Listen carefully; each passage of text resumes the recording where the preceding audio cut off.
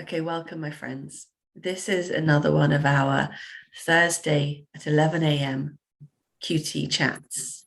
And what we love about these chats is it gives us an opportunity to stay really fresh and really connected with each other and with what tutoring looks like right now. So at the moment here in the room, we have Claire and Kamal. And what's interesting is that the different specialisms and the different backgrounds give us an opportunity to talk about what tutoring looks like for each of us today. Kamal and Claire and I have just had a little bit of a chat, so I have a bit of a head start on this conversation. So there are two things that I want to explore today. One is, how did your students do? And what does that mean for you? And the other is, what does next year look like already? And how can you set yourself up for success from next year? Does that sound like two good topics to be discussing this week? Awesome. So let's, Claire, if you could give me a sense, please, of how your students did this year. So I had an A-level student who got the grade he wanted, so that's good. A GCSE student who the parents said they definitely did better because of my help, was 1 mark short of the grade that they want. Uh-huh. They have got the 5, they wanted a 6. Uh-huh. And the school is going for a remark. So cross fingers, across 3 exam papers, hopefully they can find 1 mark. Yeah. The number of times I say to students, you know, it's worth memorizing this or learning that because it's worth 1 mark, and 1 mark is the difference between one grade and another. So yeah, she was devastated, but it seems like the end of the world when you're 16. So it's reassuring her that it's not. But otherwise, generally people got what they wanted, which is good. Fantastic. And Kamal, you just mentioned to me one of your students, business studies. Will you tell us a bit about her, please? Oh, yes. She has Asperger's. And so she had to stop going to her one of the schools. She couldn't deal with the stress. And so I was just helping her. And so she was doing badly in all her subjects. But I worked with her on business studies. And then she went to another school, a more specialist school. And in the first test that they had, she came second in the class. And then I just heard last week that she did her GCSE and she got an 8. So it's from very low level to doing so well. So I was saying it's the Vygotsky thing, because it comes down to parent support. So there's so much that as tutors you can do, but you do need the parental support as well. So if you've got that, you know, it makes a big difference. That's right. That's right. And then another one, I didn't take him to this whole course, but he did, at least he passed, and he got a 4. So he has ADHD, so he got a 4 when he passed. So you know, the small things are big. They may be small for us, but you know, especially when they have the disadvantage, they have the difficulties, you know, other conditions, it's an achievement for them, and they don't have the school support, so we are providing all that for them. Yeah, that was a beautiful summary of your students. Thank you so much. Risa and Helen, just to catch you up, these QT conversations have turned into a really lovely open forum discussion that are live streamed, and the topics for today are: how did your students do now that we've been through exam weeks? And what does that mean for you? Is the first half of the conversation. And if we have time, we will go on to what does next year look like it's shaping up to be. Helen, would you mind telling us a bit about how your students did, please? Yeah, so they all got what they needed. Oh, they wanted in one case, but enough that they were able to go on and do the apprenticeship that they want to do, but it wasn't quite as good as they'd hoped to do in the exam. But everybody else did amazingly under the strange conditions we've had over the last few years. Yeah. Congratulations. Yes, it's your. Yeah, yes. congratulations. So I think that's exactly the point. Kamal says congratulations. The question is, what does it mean to you how they've done? It means, personally, it means I can do my job. It means I'm actually doing it well. It's a reassurance that I'm not just talking nonsense, which after some conversations I've had recently, Helen's quirky. This is the word we're using at the moment. Helen is quirky. So it's validating. Validating. I think that's the word. It means, I know that I can do my job. I know that I can do this well. And I know others know that I can do this well, but it's validating. It means, yes, you are doing it. Yes, you can show other people that you're doing it. It's evidence as well. So yeah. Absolutely right. Absolutely right. And I think, because you're using this distinction between what they needed and what they wanted. Of course, Risa, thanks for joining us. Because you're using this distinction between what you needed and what you wanted. I think it's interesting that, of course, the social and emotional support, as well as the exam outcomes, which are the problem with exam outcomes is that they're so easy. Like we say that when a school has Ofsted, it's so easy to read the grading that you don't actually go ahead and read the explanation behind the grading and the information about the report. So in the same way with learners, with children, we get the exam grade and we forget to actually look at the whole child. And we as tutors need to remember that we have to speak to the whole child in order to help them with their exam grades. And there's a sort of, if they hadn't got what they wanted or needed, but you'd felt like they built confidence, what would that mean in terms of validation? Well, that's it, isn't it? It's particularly, so I'm maths, I tutor maths. For a lot of people, they come in not confident in maths and not being necessarily supported at home with confident mathematicians. A lot of parents go to me, I can't help them in this case. So to be able to build their confidence, even if they didn't quite do it this time, it means they have another go, that they're not quite so anxious or quite so scared of the maths. They know they can do it. So in that sense, it's validating the effort. It's validating the emotion not to be scared. I can't think what that is. Well, the progress really, isn't it? That social and emotional area. Clara, what are your thoughts about what does it mean to you, what your students get? It's the same as Helen was saying. Also, as a maths tutor, the word confidence comes up so often. Yeah. And one of the things that sort of frustrates me a little bit is if somebody is unable to read, they won't tell you. They'll hide the fact that they can't read, and they'll get strategies in place, good memory, all of that sort of thing. But people that can't do maths are almost proud to say, oh, I can't do maths. I could never do maths at school. And it doesn't have that same...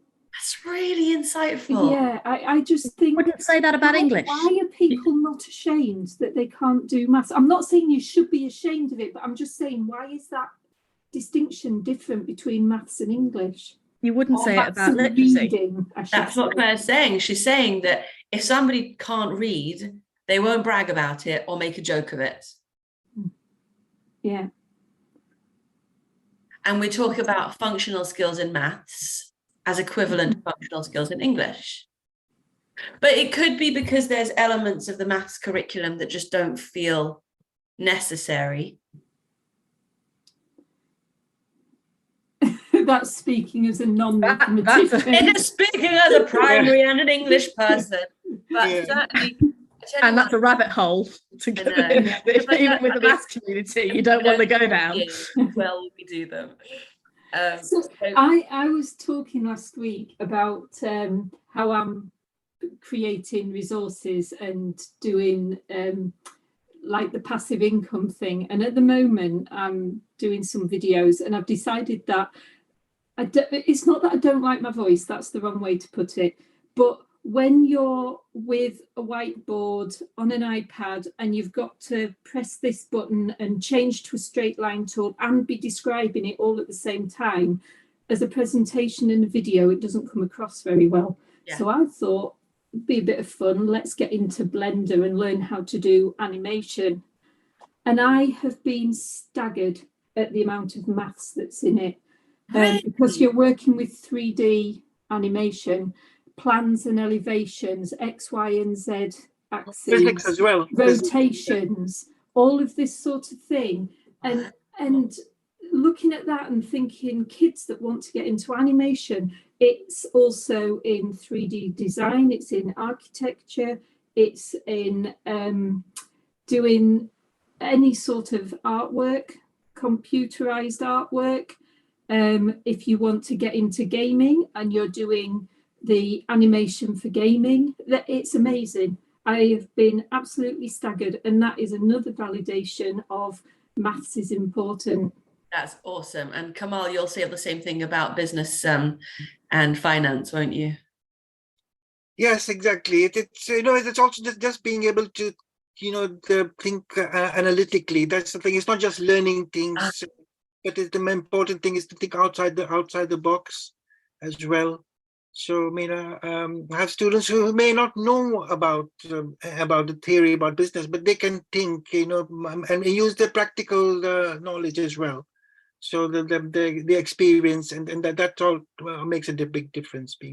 So I mean, maths, not every. I agree. I disagree with you. I mean, you say, "Oh, it's useless," but but it's learning the thinking skills. Being able to, whether you're doing sort of simultaneous equations. I mean, when was the last time you used it? But being able to use the skills, and that's what I think it's with the difference between I find between maths and English. With English, everyone speaks English, so even if you don't know the grammar, you can still get by. With maths, it's like building blocks. It's being the one on the other. If one piece is not there, all the other pieces will not flow. So what Which is where the anxiety comes from. Yeah, I just make sure they understand the basics, and I just say, gaining the mastery. Yeah. So don't just get something right, but aim to get that way you can't get things wrong, and that's really an eye opener for my students and the parents when I say that I want to get mastery. Then they appreciate the value of practice and things like that. Oh, that's really, really nice. So I was out of line. I apologize. And Claire, your insight about why would you say it about maths when you would never say it about literacy, I think is really, really interesting. But so again, to drive back to that point about building confidence is part of our job. But on exam week, we have this really, really tangible way to prove our competency as tutors. And in a way, there's nowhere to hide because a class teacher has all these different layers and expectations. And basically all year long, we spend time talking about why tutoring is more effective than teaching. And I wonder whether this week of the year, when we're looking at exam grades and we are scrutinized by our exam grades, it sort of leaves us with a really clear picture of our own efficacy, our own success. Does it feel a little bit uncomfortable? I have to say, with the exams every year, I mean, I've been tutoring since 2016. Every year, I ask the students in advance of the exams or their parents to contact me to give me their grades. But if they don't contact me, I'm reluctant to get in touch with them in case it's bad news. Right. So it's almost self-censorship there. I'm only getting the ones they tell me, and they're more likely really to tell me the positive news than the negative news. Goodness me, that's Helen, you're nodding away. I hate that. I was on holiday this year and I woke up on the Thursday morning of GCSEs and went, okay, and sort of braced myself for what was coming. And the early ones that came in were the early wins, with the really proud parents or the students themselves. Yes, I did it. And then I did later in the afternoon, after the initial flush of exam euphoria and disappointment, depending on results. I did send a message around just saying, I hope you've got the results that you wanted this afternoon. You've done really well. I can't remember the exact phrasing, but I left it till the afternoon so that it wasn't me trying to intrude into them and to give them time to process what they needed, because they could very well have come back and said, "Didn't quite do it this time. Helen, have you got any more space?" I'll have another go because it's maths. We've got a November reset. Oh, very good. Very good. So yeah, but it's really, I dithered over that email for ages to say, what do I say? How do I say it? To fight, because I want to know how they did, and I want to congratulate them for doing what they did, even if it wasn't what they wanted. They still did their GCSE in maths, which, if I asked Julia if she wanted to do her GCSE in maths again now, you get exactly that face of horror. And don't make me, you can't make me.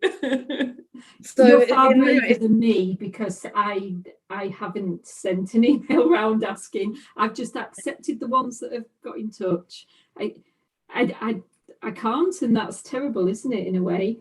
No, you've got to be in a place to be able to receive that, to be able to do it. And in previous years, I've not pursued it. This year, I did. I felt like, go for it, Helen, find out. And then it's feedback as well for me, because if a student didn't do quite as well, then we can look at whether it was just a miss, whether we can encourage them to go for a remark, if it was a couple of marks off, or if it was the pressure of the exam, or whether they did. I can then reassess my teaching. It's an evaluation for me. But it was the first year I did it. So it was the first year you did it, and it looks like it's really coming from a place of confidence. You take it for that. Maybe I'll pretend. Maybe it was the G&T you had before. But I think it's from a place of confidence, and I think that, it would be interesting to hear, Claire, whether this time next year you do write that email, and whether it takes a year of thinking to be able to, because it's almost like it's a different level. Is it a different level of commitment and relationship and building yourself up to be able to follow through after the exams?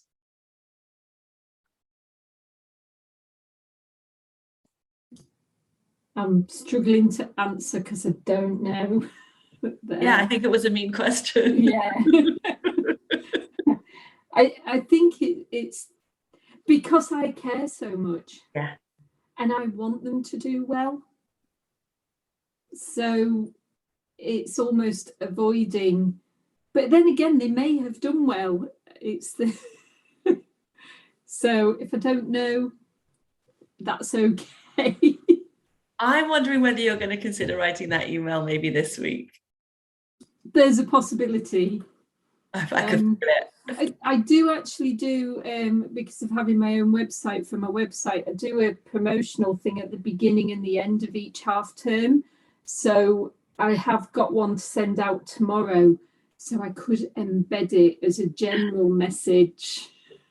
A sort of, do let me know how if you haven't, please get in touch. I really Yeah, I might do it. That's like a halfway house, because it'll go to everyone, generally current students, past students, etc. Yeah. That was nice. Thanks, Helen. Helen said that she'll share with you the phrasing that she agonized over, to spare you the agony, which is how we roll around here. And actually, since you're talking about, sending out an email to your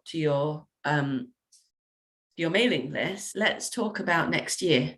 So Claire, you gave me a sense of how much of your schedule is booked so far. Will you tell us about that, please? Yeah. Monday, Tuesday and Thursday evenings are pretty well booked. Wednesday is empty at the moment, but I have 4 sessions, one on a Tuesday, 2 on a Wednesday and 1 on a Thursday, which are going to be, cross fingers, groups of a maximum of 5 students. So everything's online. I have 3 in my Thursday session. Everybody seemed to want Thursday. So Tuesday and Wednesday are empty at the moment. It's a new thing for me. I have done through the National Tutoring Programme online with groups of students, which has worked really successfully. So I'm bringing it into my own tutoring for the first time. I did a little bit since January, but not very much. So hopefully that will build up and build up. That's really informative. Thank you. Kamal, what does next year look like for you? Yes, it's filling up. So I've got potentially Monday, Tuesdays, and Wednesday mornings, and then there's Thursdays. I've got 2 already. I might be doing some other work on Fridays, but I'm starting working as a school governor. So I was appointed as a school governor. So for a local primary school. So I don't know if any of you have done any of that, and what was your experience? So I'm looking forward to that. Yes. So yeah. Claire, Helen's shaking her head. Claire, have you had a? No, neither have I. I think that's a really interesting thing to be doing. Is it a school that you know well? No, the thing is that it's in our local area, but it's very similar to the school that my kids went to. So my kids went to Caversham Primary. So that had all the problems, you know. But it's not that one. It's Caversham Park Primary. So it's a smaller version. So I think that was nice because I was too close to Caversham Primary, Yes. emotionally attached. So this is a more independent as well. Yes. So I'm looking forward to that. So it's something I would really recommend. You know, they look something that it doesn't take a huge amount of time, but it really you have a lot to contribute as well to Absolutely right. I think that's an awesome idea. We've been in touch this week with the Association of Governors. We made a friend over there at the last school show we went to, and I think it's a great way to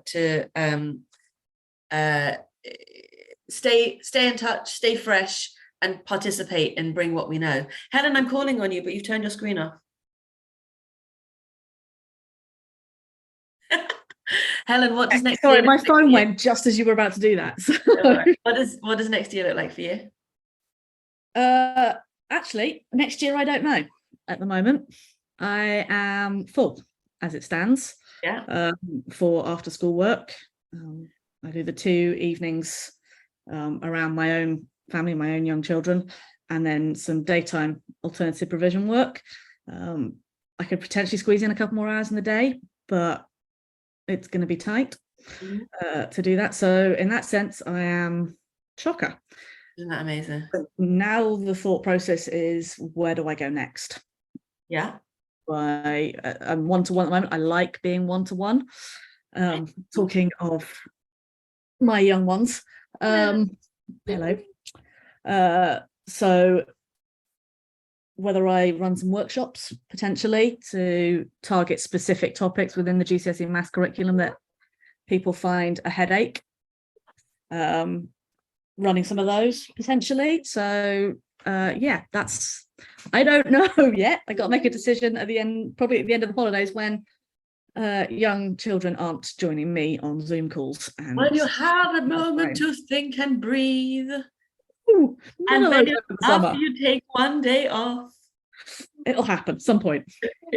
Kamal, thank you so much for that link. I've just opened that in my browser. Kamal's just given us the link to Governors for Schools, which placed him in the local Caversham Park, did you say? So I think that's a really lovely resource. Thank you so much for sharing that with us. And especially remote schools, they really need some of you don't have to be there in person, but they really looking for people with remote schools, in Scotland and things like that, and they really need support, need help, So that's awesome.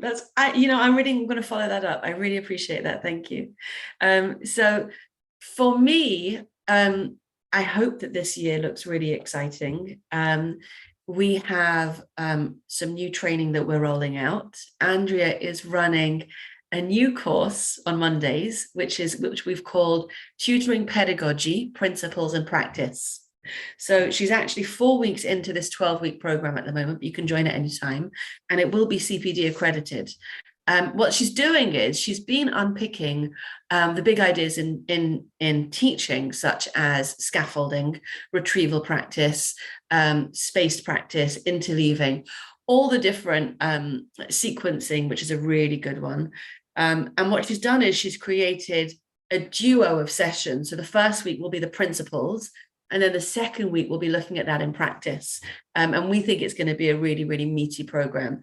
So we've got that. We've got the QT Awards, as you know, which are absolutely fantastic and popping up on QT membership cards all over the place. We've got the Chartered College of Teaching's units, which we are delivering from October, and they are a level 7 pitch. So it's quite high level work. Lots of individual study within a supportive program with me and Andrea. And then we've got the relaunch of our CPD accredited 5 units. Helen, I finally re-recorded them all. I know, and I look 4 years older. So I know. So we re-recorded those, and those are going to go live next week. Kamal, you've just finished the level 3, right? So I haven't finished the level 3. I just the first level, the first one. You've finished the 5-part For course. EM tuition, I don't know. They said they're going to sponsor it. I don't know. I have not heard anything yet. That's right. That's right. So they sponsored the CPD accredited. If they want, if you want to go further with the level 3, we can talk about that. But I've just re-recorded the same content with fresher videos. So lots more eye contact to the camera and that kind of thing. So I'm pleased about that. I've changed a few of the tasks as well because when we first delivered the course, it was all delivered live. And so the tasks were based on live discussions.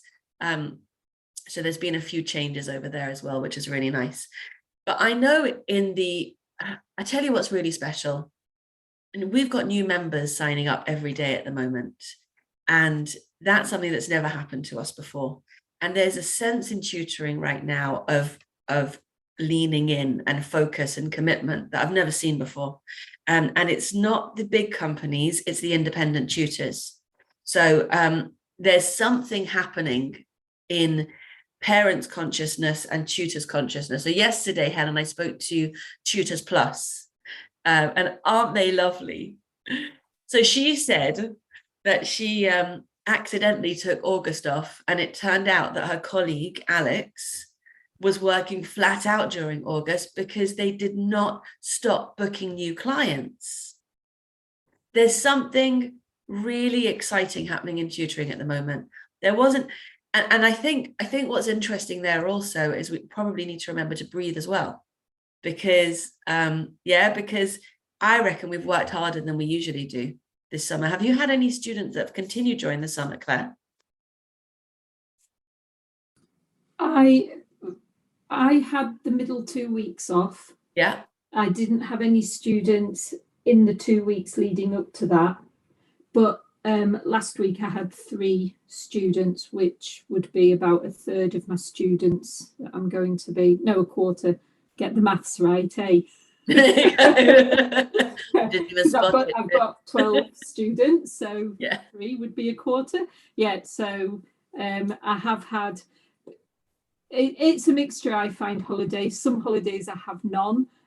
Obviously, the half term in May is very busy with year 11s, with double extra and everything. So yeah, I've had the odd 1 or 2 this past week. Yeah, I definitely, but the summer's very different to any other holiday, isn't it?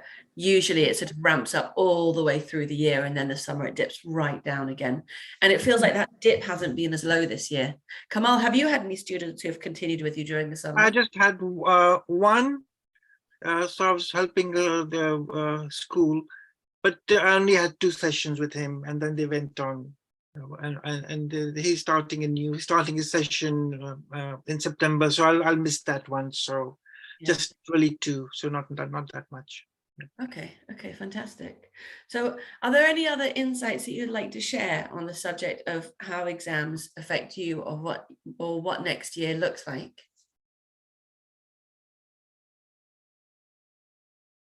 Are there any other insights that are coming up for you that you'd like to share? No, it just shows the value of tutoring, that we can really we have a good feel for the student. We get the feedback all the time. Whereas in a regular school session, in a environment, you don't get that feedback, and they don't have the connection.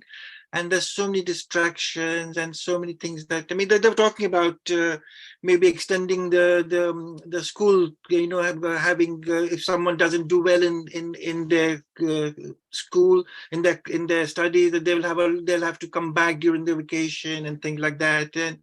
And that's I don't know, it's good and bad. I don't think, I mean, it's like it may be seen negatively, some people, and there are other factors. It's not just so really they need one-to-one, not to be being, if something didn't work out with them in the school, if they bullied or something, to send them back again would not be a good thing. So they really need us. So it's something that's an opportunity for us, really. Yeah. There was a lot of wisdom in that. Thank you so much. I really appreciate that. Definitely more of the same is not what our children need. They need a fresh approach, a more targeted approach, and a more understanding approach. My kids are facing GCSEs at the moment and are daunted. One of them is really struggling with anxiety already as the new year comes up. And I think that supporting the whole child and keeping in mind the social and emotional needs at the same time as the academic needs is the best thing we can do for them. Okay, so on that, go on, Helen. The academic can always come later. Oh, that's right. You can always learn again.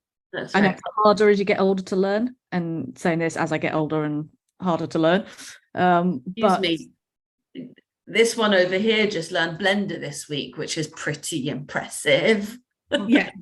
That is impressive. Yeah. I'm talking for my own self. I find it harder now than when I was 18 to learn. But if you're not in a place to learn, then you're not going to take it in. That's right. You need to have that emotional health, and if you've not got that, then that's the priority. That's right. It's not just academics. You need the support. I mean, I've seen it when I've been to school, and some students who straight A's, but they were not built. Their personality was not built, and they eventually they crashed and really had very tragic endings. So it's just support, from that it's academics is part of that, but you should start from a good base, so build the confidence, self-esteem. Those are the important things. So someone may be doing very well academically and have low self-esteem, so they should be doing it for the right reasons. I agree. Claire, go ahead. Yeah, I was going to say, I do work for Nudge. I don't know whether people have heard of it, but it's working with students that are otherwise disengaged from mainstream education. And I have not turned down work, that's the wrong word to say, but after trying to work with a student who has all sorts of issues going on, where they were in the care system and they were moving to different care providers and all that sort of thing. And I had to go back to Nudge and say, I'm sorry, but this student can't learn maths right now because there's too much going on for them. So from a personal point of view, I'm basically turning down money because I'm saying I can't work with this student.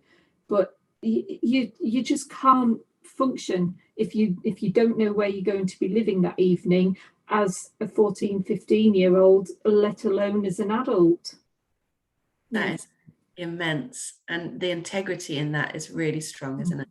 Mm. And I'm sure that they only appreciated it, and I'll give you the work at the right time. Yeah, well, yeah, Nudge is all about catering for students with exactly those issues. So they have a wellbeing department that it's like, not for me, this is where they need to be at the moment. It's a piece of signposting, isn't it? Mm, And it's really yeah. safeguarding. Yeah. Which Nudge are really, really strong at.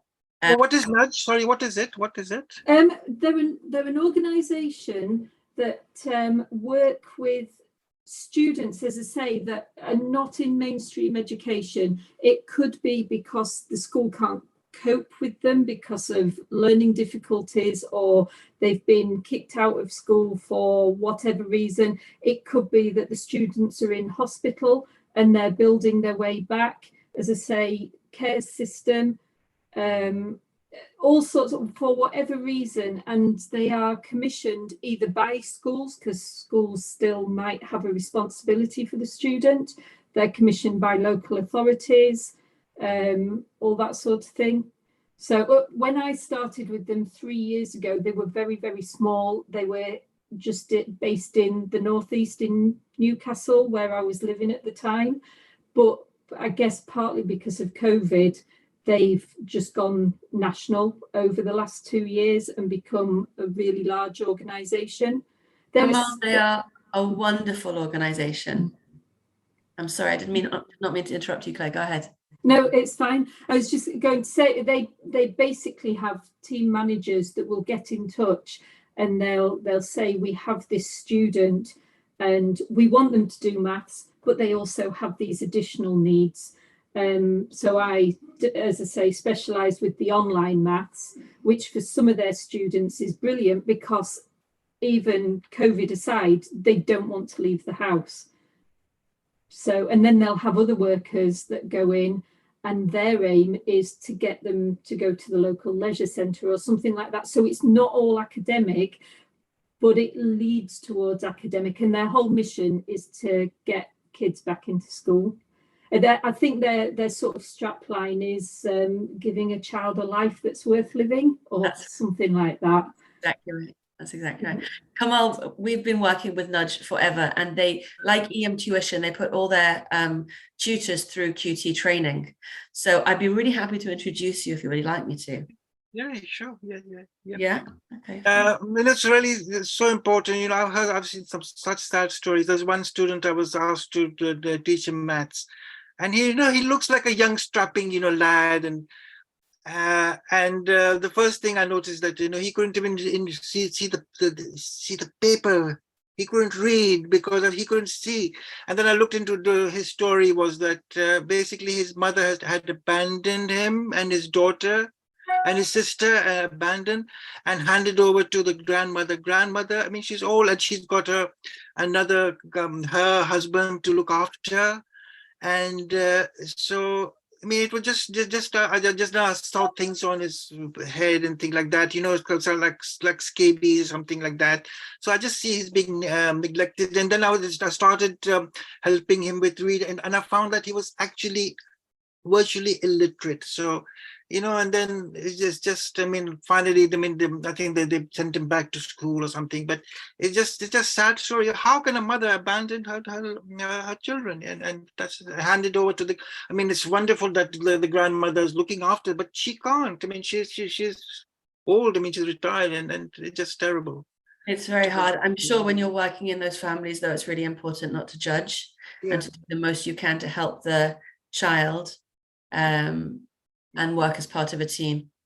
No, it's okay, Helen. I'm also going to wrap up. Thank you so much. Thank you for being here. Helen, Claire, Kamal, that was a lovely conversation. I look forward to next week. Have a great weekend. Thanks for your time. Thanks. Bye, Claire. Bye, Helen. Bye, Kamal. Thank you.